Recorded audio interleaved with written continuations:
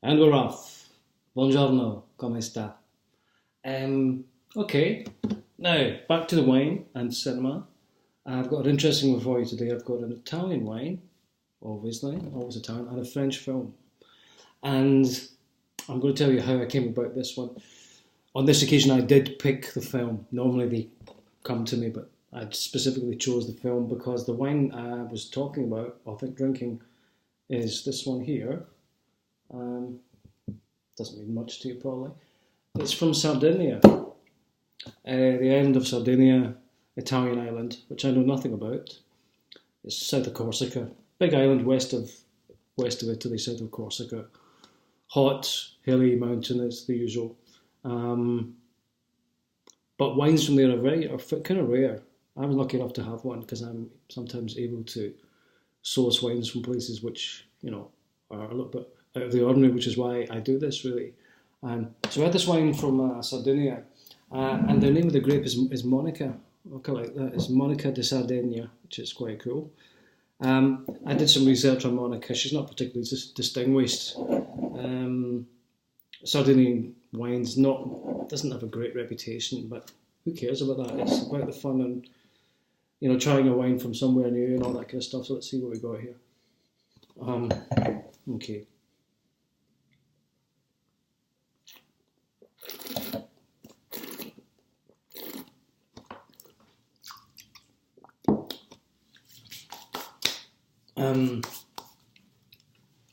It's very rich. It's very New Worldy actually. It's got that New Worldy stroke. You can sense the heat. The tannins are very, very round. It's got licorice and dark fruits. It's not a great wine. Never mind. It's pleasant, which is what I ascertained doing some research on this grape and these wines. At best, they're pleasant wines, but the fact it comes from Sardinia is kind of great. You know what I mean? The experience is for me as much. If the wine's drinkable, and this is perfectly drinkable, it's not particularly interesting. It's fruity, it's rich, very, very soft round tannins. It's perfectly pleasant. Yeah, it's nice wine. The fact it's from Sardinia is kind of great. If you were there, you'd be delighted with this wine. If you have it here, you're still going to like it because it's not a bad wine. And if you have it with that in mind, then it goes back to what I was talking about with the beers. If you have a Canistella, it's generic.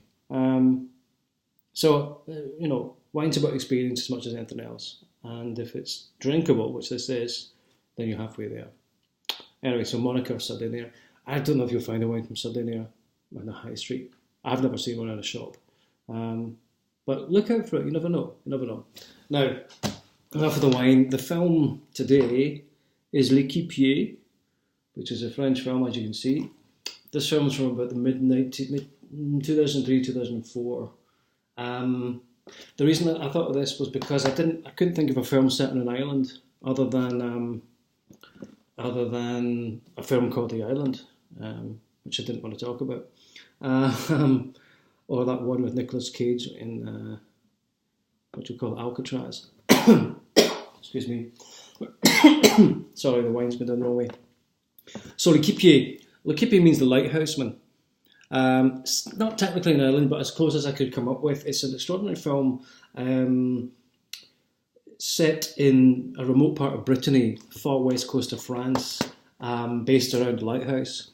The majority of the film takes place in the late 60s. Essentially, you have it's a backstory whereby a young woman in her 30s from Brittany comes back to the family house and to sell the house, basically. And the film essentially, I won't go into the details, but the majority of the film takes place 30 years prior to her birth, whereby in this little community, slightly backward, slightly kind of parochial, this stranger turns up to get a job on the lighthouse. And he's only there for a few months. And he falls in love with the wife of his colleague on the lighthouse, and they have a one-off well, they have sex once. It turns out, I'm not going to ruin the story, but there's a bit of a, well, things are not quite as they seem at the beginning, and this stranger and this woman have this very, very short, intense love affair, and then it's over and he disappears, never to be seen again. And we discover at the end of the film the significance of his presence on the lighthouse and in the village. It's a subtle film in many ways. It's a very emotional film. It's very powerful. It makes very good use of the location and of the context. A stranger, in a foreign land, in this small community, don't take kindly to strangers and all that type of stuff. It recreates the period of the 60s beautifully. It's a great film. If you like a film with a brain and with a heart, it's got both. It's called L'Équipier. Check it out. You'll get it on Amazon. My late friend Daniel Kilpatrick introduced me to this film.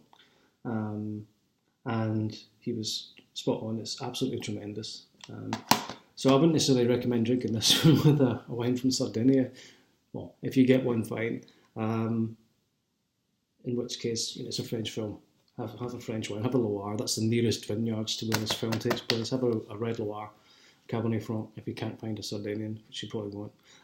So there we go. L'Équipier and a wine from Sardinia. That's pretty good. Arrivederci.